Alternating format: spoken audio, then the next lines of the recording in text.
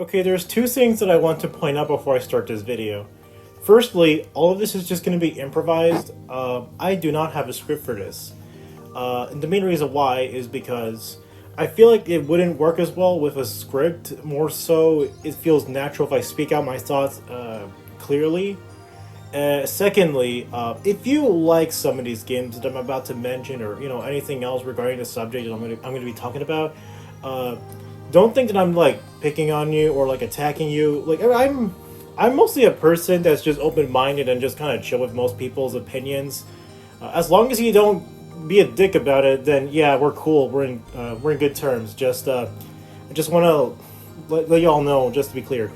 So about a few days ago, I've been having some conflicting thoughts about Nintendo, more specifically Nintendo nowadays. And as someone who's been a fan of Nintendo since I held a DS, it's important for me to kind of address a lot of the things. Like, I needed to get these things out there somewhere, and for some reason, the best thing for me to discuss it out is on YouTube, I guess.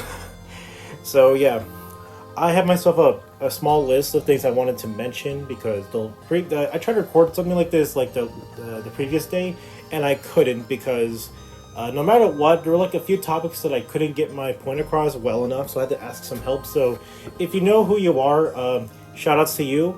You helped me a lot during this process, so hopefully I can get these ones out clearer and such. So without further ado, let's just discuss things like my problems with Nintendo as a whole. Uh, so Nintendo Switch in 2020, or more specifically, like right now in 2022. Right now, Nintendo is in a weird position when it comes to their game releases. Just about, I believe, like in the last few weeks, we only had a Nintendo Direct Mini. We're just gonna discard the Xenoblade Chronicles Direct for a moment because I don't really care too much about it. This was like the only Nintendo Direct that we had during the summer, and we know that Nintendo's gonna be at like a PAX event of some sort. But if we're gonna discard that, this is probably the most minimalistic thing we've ever gone with Nintendo. But also, to be fair, the games presented there was probably the best Nintendo Direct Mini partner showcase we've had in forever. Or I guess it's the first true one, I guess according to Nintendo fans, so I mean, I guess that makes sense. But yeah, Nintendo right now is not really in a comfortable position when it comes to their game releases. I mean, some games, they've been good. I've heard they've been good anyway. I personally only play Kirby in the Forgotten Land, and that one is one of my favorite Switch games of all time. And I have heard that that Pokemon Legends Arceus is kind of alright. Like, I was surprised about that, because it's like Pokemon and whatnot. But everything else is just like either it's half baked or it's just like not living up to the hype or such. Which is, I think, is the next thing I wanted to talk about. Well, one of my main gripes with Nintendo nowadays is not that, but I'm going to talk about it now. So lately, Nintendo's been doing these free updates for some of their multiplayer-centric games. Sometimes it's just not even that. It's just more about something else entirely. Games like Mario Strikers Battle League, Nintendo Switch Sports, Mario Tennis Aces, Kirby Star Allies, debatably ARMS. These games all fall into a category where they launch incomplete, like there's not enough content. Roster could be half-baked, or there's like not much you can do, basically lack of content. I already established that. I don't know how to elaborate it more. And then over the course of months, Nintendo puts out like these updates that give out more content, like up until they stop supporting the game. And in my eyes, I thought, why would you do that if you could just, I don't know, release the game fully, like have all of it like packed in? Back in the day, I sound like a grandpa right now. Back in the day, we had to work our way to get everything from a game we purchased. Nowadays, you really don't have to do anything. You can just, I don't know, wait for an update like months on by just to experience that for like, I don't know, 20 minutes and then just drop the game. Nintendo basically stopped supporting games when they feel like it hasn't garnered enough attention. And that's just because of two things. One, the content is so minimal that people that bought the game are already bored with it after like an hour or so.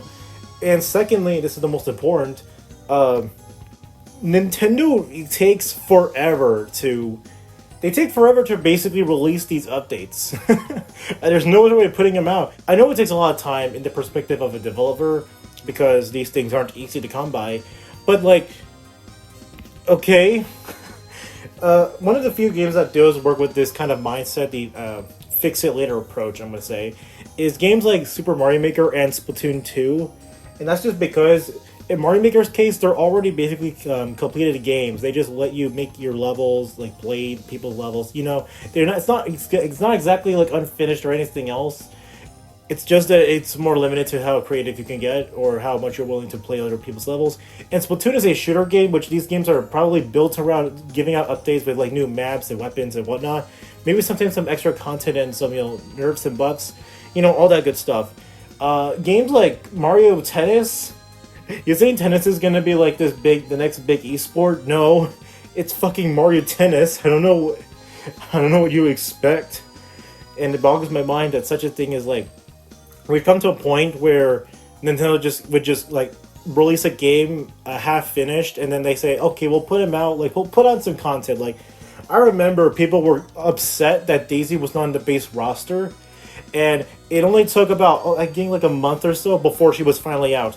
We had to wait months to get Daisy. I don't even have Battle League. It was just that ridiculous, and I find it interesting how just now with Switch Sports and Mario Strikers Battle League that. Everyone is starting to notice Nintendo's weird decision, and I think they're on thin ice at that point. So I don't think they're gonna change that anytime soon, though. The next thing I want to point out, which is actually the second thing that would have been talked about, but I don't know. I wanted to talk about Nintendo's Fix It Later approach, which is a really big issue. I don't like it. Is their Nintendo Switch Online service? Nintendo Switch Online has gone quite a reputation, to say the least. From its first unveiling to now, people are not really fond of Nintendo Switch Online as a whole. Some people have gripes with it because it just means that the Switch doesn't have like any more free online. You have to pay for it now. But also it has to do with the fact that some games are, some content's locked behind some of the online paywall. And I think that's kind of ridiculous. Like, going back to Switch Sports for a minute, if you want to get everything, like all unlockables, you have to have a Nintendo Switch Online membership in order to get any of this stuff, which I think is kind of stupid because that just means that if the online servers are like shut down, you'll never be able to get them. So when you think about it, it's like bad game design, honestly. Alongside that, what Nintendo Switch Online offers, it's not really much, and it's kind of like pitiful. It's like kind of pathetic. There's like a few things you can get that relates to specific games. You get NES and Super Nintendo games. You get a few exclusives like Pac-Man 99 and Tetris 99. I guess they could be considered cool, but no, it's still minimal to the extent where it's not like still not worth it, even if it's priced more lower than like Xbox Live Gold and PlayStation Plus. And this was the part that I was struggling with because for some reason my memory doesn't seem to remember what PlayStation Plus offers specifically. And I have an Xbox, so I do have the option to purchase it. But I'm not really going to spend a lot of money for like a 12-year, like basically a year subscription. So I'd ask someone, and if you know who you are, again, thank you for that.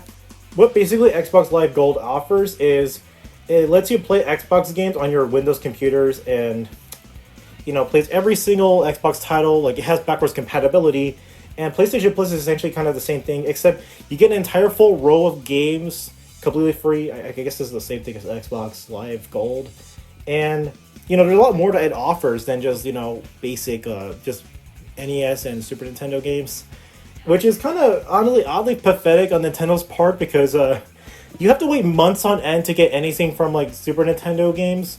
And when they get something, instead of something like Super Mario RPG or Earthbound for a while, you get fucking Kablooey. Because my favorite game on the Super Nintendo is Kablooey. Who wants to play Kablooey? Not me. It's also so funny to think that Nintendo is willing to offer some sort of way to let people like experience their catalog of past games in such a free range, except GameCube for some reason. But now they're just like only giving us the NES and Super Nintendo, as well as N64, which we're gonna get into shortly, and then nothing else. And the games they're gonna release, they're gonna overprice them, which is another problem that I'm gonna talk about a little bit. The way they price their Switch games, ridiculous. I don't get it. Maybe it's the income of like what's going on right now. But I am not good with I'm not good with inflation and whatnot, so I would have to ask my sister about that shit. But regardless, I think the $60 Switch game is kind of pathetic, especially with some games like Super Mario Party, where it's the content is so small, it does not justify $60, or I don't know, Mario Tennis. But you know, nothing compares anywhere close to the expansion pack, which is what I'm going to be talking about right now. The expansion pack, even though it offers a lot more and kind of qualifies a lot more for NSO, you're still kind of getting the same experience as NSO, but you just get extra benefits for it. Like, if it's priced higher, you're going to get, like, N64 games, which is cool, I suppose, but people have issues with that, and that's not good. There are Genesis games, but you can get these, like, readily available at your eShop, which is, you know, kind of a weird move. And then Nintendo offers some DLC, which I guess is fair enough, but, like, people aren't going to be interested in, like, Animal Crossing or Mario Kart 8. And I'm somehow baffled that they included Splatoon 2 Octo Expansion. Like, don't get me wrong, I love Octo Expansion. It's my favorite DLC in any Nintendo game. But I find it weird that they just now added it to NSO when Splatoon 3 is coming up. So I'm not sure why you would bother doing it, unless you don't care about Splatoon 2 online that much.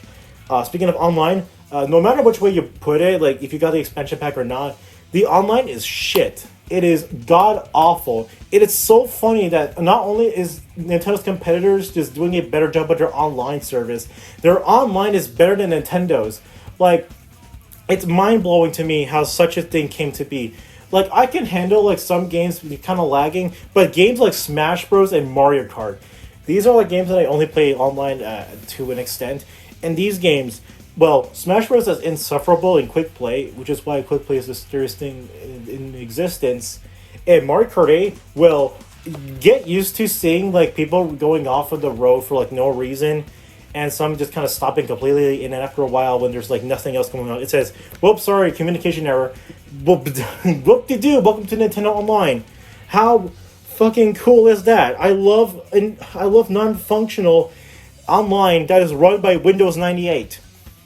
Another gripe I have with Nintendo is mostly having to do with some of their games nowadays, or more specifically, some of the games that were presented over the years. In my opinion, I want to say this now, I'm just being very, very blunt with this.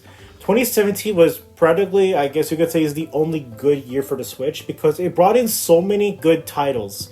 Games like Breath of the Wild, Super Mario Odyssey, Splatoon 2, like, these games are fantastic. I enjoyed playing all three of them. Like, even Breath of the Wild to an extent. Like, I'm not a Zelda fan, but I enjoyed Breath of the Wild a lot. I just kind of wish I had the willpower to complete it, but that's besides the point. But, like, games, like the year after, it was just kind of, like, either mixed or, like, something that's, like, not really anything worthy. 2018 was plagued with a bunch of Wii U ports. It kind of feels like Nintendo wants you to forget that the Wii U happened. And the only game that was so notable in that year was Smash Bros. Ultimate, which I guess it kind of is to be expected, because Smash Bros. Is always the talking point when it gets revealed and whatnot. In 2019, I don't think was too eventful. Like, there was nothing much I could really say about that one. 2020, I think, was like... No, wait. 2019 was the year where we had no Nintendo Directs, and it was such a pain. In 2020, we got our Nintendo Direct back, and what we're graded to instead was a bunch of JRPGs, which is not good, I guess. And then, like, the rest of these are, like, so uneventful that's not funny. Although, this one does explain that this one just kind of exemplifies a lot of Nintendo's laziness, as I would like to put it. The last thing I want to talk about before I end the video is kind of a subjective one, I suppose. Right now, the Nintendo fanbase is probably one of the worst things that has happened. Once again, to emphasize, I am not attacking you. Please don't think I'm trying to attack you, because that's not my intention. I just wanted to point out the things that I do not like about Nintendo right now. Like, you can't tell by my voice and my tone, but I'm just mentally tired of Nintendo. Like, the amount of crap that they're doing makes me feel tired to an extent, and I don't like it. So right now, Nintendo fans are just kind of like, oh my god, Nintendo fans, how do we describe them? I'm going to call them Nintendo shills. That's essentially what they are anyway. These Nintendo shills are very... they're weirdly obnoxious when they can be, and it's especially noticeable on Twitter, because obviously Twitter is like the most unholy site to behold.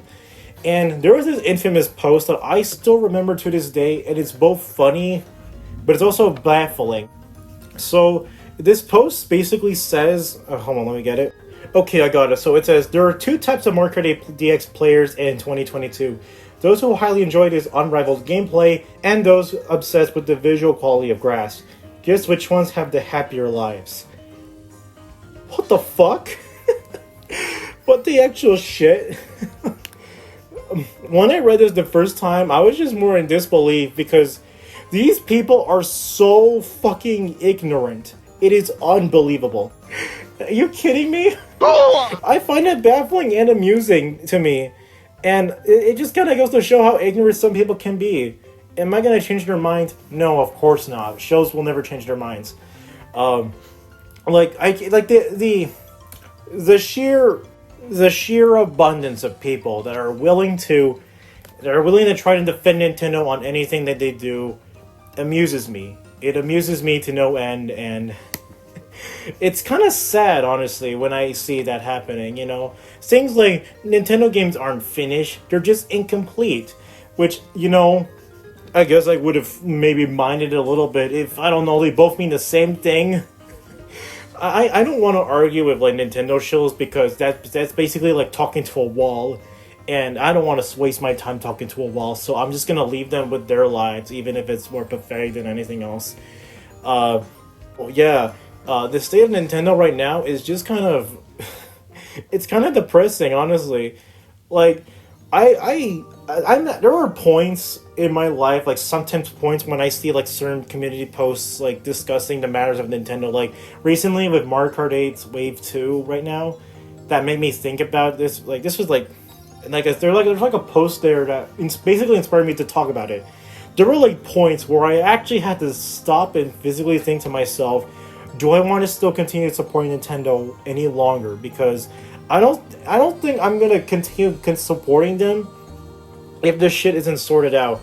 And you know what? I honestly don't think it's gonna be sorted out anytime soon until the next console release, which I don't even know what that is.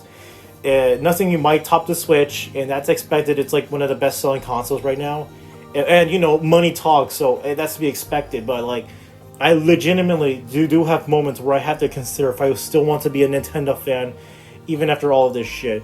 Nintendo, I've gone through your dark era with the Nintendo Wii U, and you know what happened?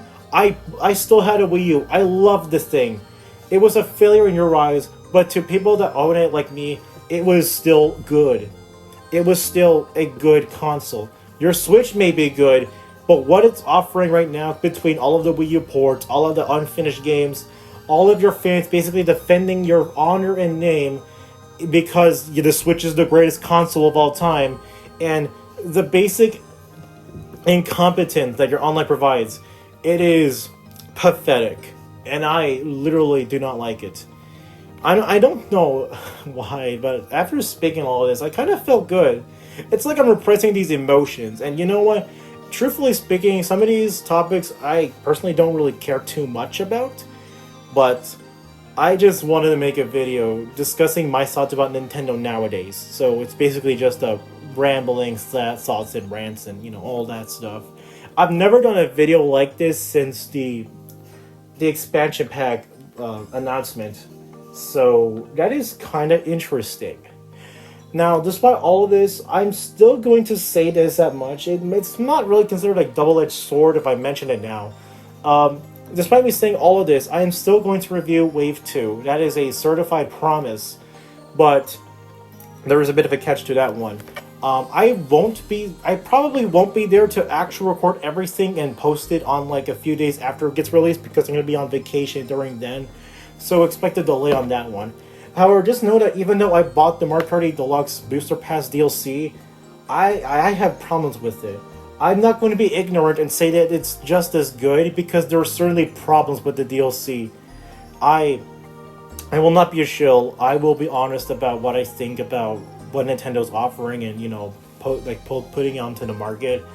I just wanted to say that Nintendo in 2022 kind of sucks right now, and I honestly don't know where to go if I decided to suddenly stop, you know, giving Nintendo a chance, because I have problems with other companies like Xbox and PlayStation, but only time will tell.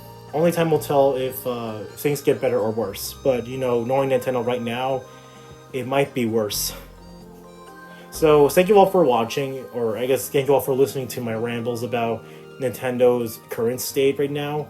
If you find it a little bit interesting, I guess do let me know in the comments. With that being said, I hope that you had a good day and that Stu cares about you.